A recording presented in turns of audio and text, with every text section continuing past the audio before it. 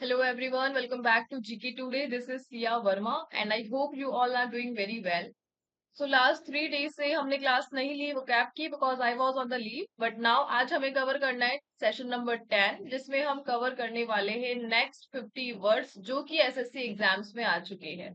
ये जो सीरीज है ये पार्ट है टॉप 5000 वो कैप का लास्ट 5 इयर्स के पेपर्स में से फ्रॉम द एसएससी एग्जाम जिसे हम डेली बेसिस पे 50-50 करके कवर कर रहे हैं।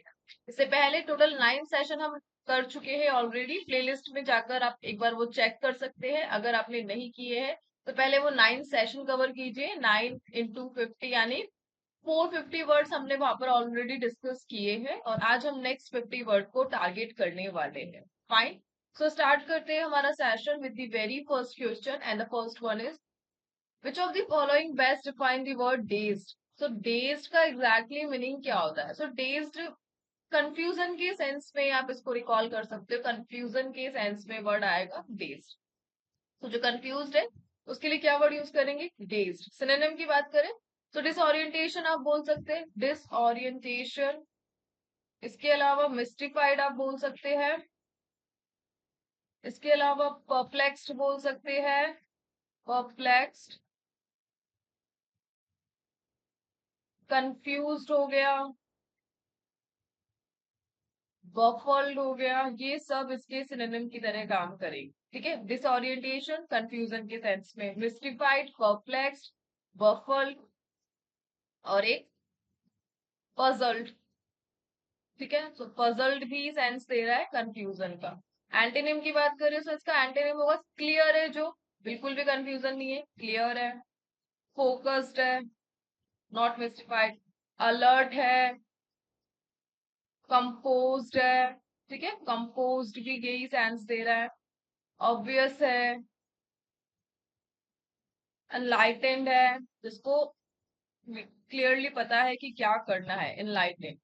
ठीक है, और अंडरस्टैंडेबल। ठीक है, अंडरस्टैंडेबल तो समझदारी के सेंस में आ गया, अंडरस्टैंडेबल। तो एंटोनिम हो गया इसका क्लियर, फोकस्ड, अलर्ट, कंपोज्ड, जो कंफ्यूज्ड नहीं है, डेज्ड नहीं। सेंटेंस देखते हैं। After the accident she was dazed and could not remember what had happened. So after the accident वो कैसी रही? कंफ्यूज्ड रही एंड कुड नॉट रिमेम्बर कि एक्चुअली हुआ क्या था, what had happened. Fine, so simply you have to remember the word dazed in the sense of confusion. Fine, let's move to the next one. Which of the following best define the word renounced? तो renounced का meaning क्या होता है? renounced, तो renounced का मतलब होता है गिव अप कर देना। ठीक है, गिव अप के सेंस में क्या वर्ड यूज करेंगे? renounced। रिजेक्ट कर देना किसी बिलीफ को, क्लेम को, एसोसिएशन को रिजेक्ट करने के सेंस में रिनाउंस है, छोड़ देना। ठीक है, सो ऑप्शंस में से क्या आंसर होगा? तो इसका जो आंसर होगा वो होगा अबैंडन, छोड़ा हुआ, अबैंडन, है ना। तो अबैंडन ही सिनोनिम है रिनाउंस्ड का। इसके अलावा जो अदर वर्ड है वो है रिलिंक्विश। रिलिंक्विश का सेंस भी दे रहा है गिव अप के सेंस में। Forsake, forsake give up. Disavow, reject कर देना, छोड़ देना, डिसअवाउ।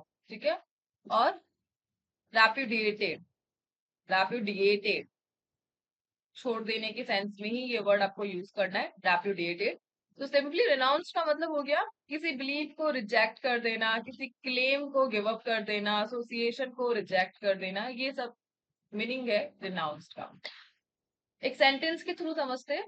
अ prince may renounce his claim to the throne in order to pursue a career in music. तो म्यूजिक में अपना करियर को परस्यू करने के लिए जो प्रिंस है वो अपना जो क्लेम है थ्रोन के लिए वो उसे छोड़ सकता है। ठीक है, तो करियर के लिए उन्होंने अपना थ्रोन छोड़ दिया, रिनाउंस कर दिया, अबैंडन कर। एंटोनिम की बात करें, एब्रेस इसका एंटोनिम होगा एक्सेप्ट करना। एब्रेस एक्सेप्ट करने के सेंस में, एक्सेप्ट हो गया, रिटेन हो गया, पा लेना, रिटेन। ठीक है, ये इसका एंटोनिम की तरह काम करेगा। सो over 16 lakh people renounced Indian citizenship since 2011। तो 2011 से लगभग 16 लाख लोगों ने छोड़ दी है क्या? इंडियन सिटीजनशिप, रिनाउंस कर दिया है, त्याग दिया है। Fine, let's move to the next one. Which of the following best define the word garrulous? Garrulous का एग्जैक्टली मीनिंग क्या होता है? तो गैरुलस का मतलब होता है वर्बोस, टॉकेटिव, जो काफी ज्यादा टॉकेटिव है। तो टॉकेटिव के सेंस में आप वर्ड यूज करेंगे गैरुलस। ठीक है। सिनोनिम देखिए उसके, चैटी है जो, चैटर बॉक्स, चैटी। वॉल्यूबल है जो, लोकाशियस है जो। इसके अलावा वर्बोज है जो। ठीक है। तो काफी ज्यादा वर्ड्स का यूज करने के सेंस में वर्बोज है। To describe someone who talks excessively or in a rambling, chatting manner, तो इस सेंस में आप क्या वर्ड यूज करेंगे? गैरुलस। ठीक है, वो काफी ज्यादा टॉकेटिव है, गैरुलस है। एंटीनिम की बात करें, जो शांत है, क्वाइट है, रिजर्व्ड है, रेटिसेंट है, कम बोलता है, रेटिसेंट, चुप, और टैसिटर्न। ठीक है। टैसिटर्न भी शब्द है शांत होने के लिए, पीस के लिए, क्वाइट के लिए। तो एंटीनिम हो गया garrulous. So the garrulous old man at the park would not stop talking about his grandchildren. So talkative था old man, अपने grandchildren के बारे में बात करते हुए वो पार्क में नहीं स्टॉप हुआ। ठीक है। Let's move to the next one. What is the meaning of the word? So let's move to the next one, and the next is what is the meaning of the word mislay? So mislay का exactly meaning क्या होता है? So mislay ये word तो आप काफी daily use कर सकते हैं की के सेंस में।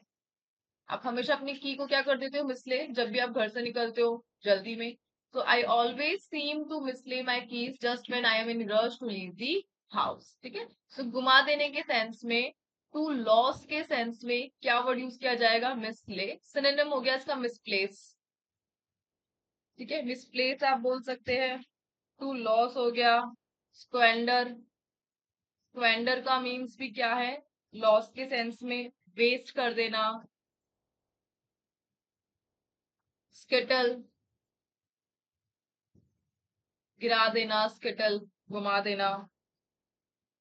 लेट स्लिप, है ना। तो ये सारे वर्ड सिनोनिम की तरह काम करेंगे मिसले के लिए। एंटीनिम क्या होगा? लोकेट करना, फाइंड करना। लोकेट हो गया, फाइंड हो गया, रिट्रीव हो गया, रिट्रीव। ठीक है। तो रिट्रीव का सेंस ले रहा है लोकेट के सेंस में। सो मिसले के एंटीनिम की तरह आप याद रखेंगे इस वर्ड को, retrieve. So basically you have to remember the word mislay in the sense of misplace. Fine. Let's move to the next one. Which of the following best define the word topple? So topple का मतलब क्या होता है? So topple का मतलब होता है गिरा देना, to fall. ठीक है। Just like ये game है, topple game, है ना। The strong winds caused the tree to topple over. So जो winds थी वो कैसी थी? Strong, और वो कारण बनी trees के गिरने का। टू फॉल और ओवरथ्रो, ये इसका क्या हो गया? एग्जैक्टली मीनिंग हो गया। सिनोनिम की बात करें, एक सिंपल सी बात है। अब एक वर्ड है इकोनॉमिक कोलैप्स हो जाना, है ना। तो कोलैप्स एक इसका सिनोनिम हो गया। टम्बल, ठीक है, गिरने के सेंस में, टम्बल। ओवरटर्न, फॉल डाउन, ये सब इसका सिनोनिम है। एंटोनिम की बात करें, स्टेबलाइज। स्टेबलाइज उसका एंटोनिम की तरह काम करेगा। सिक्योर, सपोर्ट, अपहोल्ड, ये एंटेनिम है इस वर्ड के। ठीक है। तो टॉपल का जो एंटेनिम हो गया स्टेबलाइज, सिक्योर, सपोर्ट और अपहोल्ड। और टॉपल का एग्जैक्टली मीनिंग क्या होता है? कोलैप्स करना, to fall, tumble. Fine. Let's move to the next word. So which of the following best define the word obscure? So obscure का एग्जैक्टली मीनिंग क्या होता है? हिडन के सेंस में आप ये वर्ड यूज करेंगे ऑब्सक्योर। कंसील है, हाइड है। सो कंसील यानी छिपा हुआ है जो, ऑब्सक्योर है नॉट क्लियर है। सो मास्क इसका एक सिनोनिम हो गया, कंसील हो गया, हाइड हो गया, हेजी हो गया, सरप्शियस, जो गुप्त है, सरप्शियस। एक वर्ड हमने डिस्कस किया था, क्लैंडस्टाइन। क्लैंडस्टाइन का भी मतलब है सीक्रेट है जो, क्लैंडस्टाइन। अफस्केट हो गया। अफस्केट का मतलब भी क्या है? सीक्रेट। मर्की हो गया, एक कावर्ड, ठीक है। तो ये सब वर्ड रिप्रेजेंट करेंगे ऑब्सक्योर को, कंसील को, हाइड यानी गुप्त रहना, हाइड रहना, छिपा हुआ रहना, क्लैंडस्टाइन, सीक्रेटिवली, ये सब रिप्रेजेंट कर रहे हैं। एंटोनिम की बात करें, एक्सपोज करना, सीक्रेटिव ना रखकर एक्सपोज कर देना, डिस्प्ले करना, डिस्प्ले ऑब्सक्योर का एंटोनिम, अनकवर करना, रिवेल करना, ये सब एंटोनिम की तरह काम करें। He tried to obscure his emotion from his friends. तो उसने क्या ट्राई किया, अपने फ्रेंड्स से अपने इमोशंस को छिपाने के लिए ट्राई किया, obscure किया। Fine. Let's move to the next one. And the next one is which of the following best define the word ephemeral? तो ephemeral का exactly meaning क्या होता है? तो ephemeral का मतलब होता है momentary, जो कुछ टाइम के लिए momentary। तो momentary is the synonym for the word ephemeral. Fleeting है जो कुछ टाइम के लिए है, fleeting क्षण भर के लिए। ट्रांजिएंट है जो, ट्रांजिएंट हो गया इसका सिनोनिम। मोमेंटरी है जो, है ना, कुछ टाइम के लिए ही मोमेंट्स को एंजॉय करना, एफिमेरल। फाइन। एंटोनिम की बात करें, एंटोनिम जो परमानेंट, टेम्पररी नहीं है, एफिमेरल नहीं है, तो टेम्पररी भी आप बोल सकते हैं एक वर्ड, टेम्पररी। जो परमानेंट है वो एंटोनिम हो गया इसका एवरलास्टिंग, लास्ट तक रहने वाला है, एवरलास्टिंग। और एक एंड्योरिंग, ओके, एंड्योरिंग एवरलास्टिंग के sense. The beauty of the sunset was ephemeral, कुछ टाइम के लिए ही थी, disappearing within moments of its splendour, और मोमेंट अपने स्प्लेंडर से कुछ ही मोमेंट्स में डिसअपियर हो गई। फाइन। सो एफिमेरल यानी मोमेंटरी, कुछ क्षण भर के लिए। Fine. Let's move to the next one.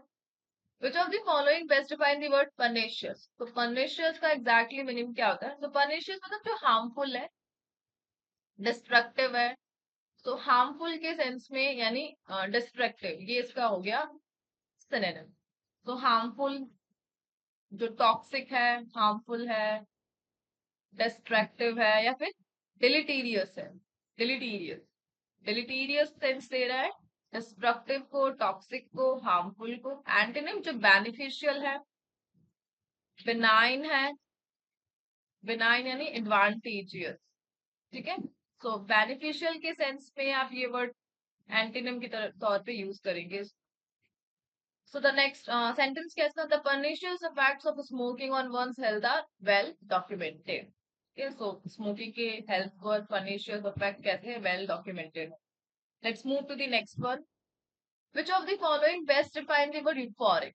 तो euphoric का exactly meaning क्या होता है? तो euphoric होता है elated के sense में, elated यानी ये बहुत खुश हो आप, happy हो। तो happy के sense में, satisfied के sense में आप क्या वर्ड यूज करेंगे? यूफोरिक यूज करेंगे। सो इसका जो आंसर, अ पीसफुल नेगोशिएशन, थोड़ा नेगोशिएशन वर्ड इसमें यहाँ पर सेट नहीं हो रहा। पीसफुल हैप्पीनेस आप बोल सकते हो, पीसफुल हैप्पीनेस। इलेटेड है, हैप्पी है, एक्सटैटिक है, एक्सटैटिक, जुबिलेंट है, खुशनुमा, चेयरफुल, है ना। सेलिब्रेशन, सेलिब्रेशन भी इस वर्ड को डिफाइन कर रहा है। एंटीनिम की बात करें तो एंटीनिम हो गया इसका डेस्पॉन्डेंट, नीरस है जो, डेस्पॉन्डेंट है जो, मेलंकोलिक, मेलंकोलिक हो गया इसका एक एंटीनिम। और डिसहार्टेंड, दुखी है जो, not happy from the current situation, disheartened, ठीक है। Winning the championship brought about a euphoric feeling among the team and their supporters. So championship को winning करने से, जीतने से वो क्या लेकर आया? A euphoric feeling, celebration वाली feeling among the team and their supporters, ठीक है। तो celebration के सेंस में, हैप्पीनेस के सेंस में, किसी चीज को आपको सेलिब्रेट करना है तो उसके लिए आप क्या वर्ड यूज करेंगे? यूफोरिक। फाइन। सो इसी के साथ हमारा सेशन यहाँ पे एंड होता है विद दीज वर्ड। और ये सारे वर्ड्स आज हमने डिस्कस किए हैं, इनके आंसर आपको कमेंट बॉक्स में देने हैं, इनका क्या मीनिंग है, ठीक है। और मिलते हैं नेक्स्ट क्लास के साथ। और प्लीज आप इस सेशन को अपने फ्रेंड सर्कल में शेयर कीजिए और लास्ट तक इस सेशन में बनी रहिए। Thank you for watching.